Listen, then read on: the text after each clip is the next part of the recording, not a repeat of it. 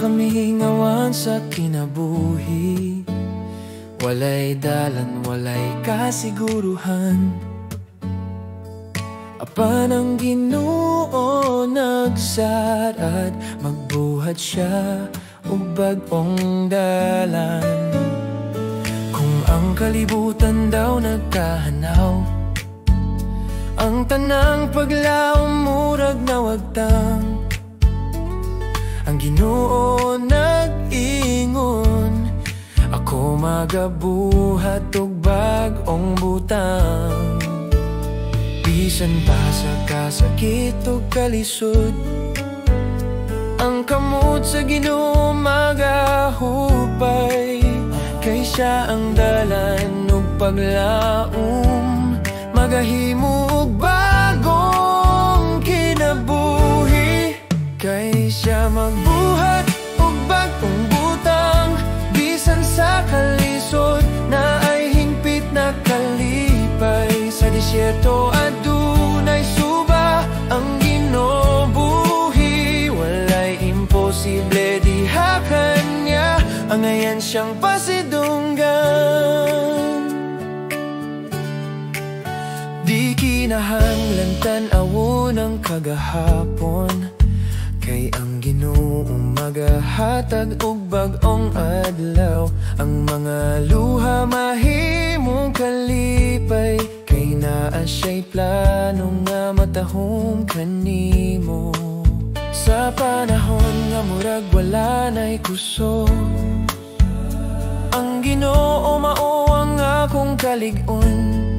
Ang akong kasing-kasing mag-aawit, kay siya naghatag og bagong kinabuhi. Bisan pa sa kasakit ug kalisod, ang kamot sa Ginoo magahupay. Kay siya ang dalan ug paglaom, magahimo og bagong kinabuhi.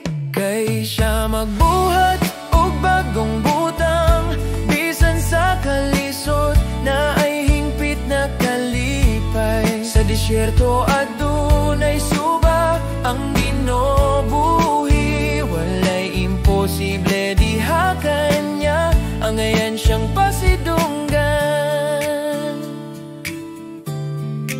Busa salig lang, ayaw pagduha-duha, ang iyang saad dili gayud mapakyas.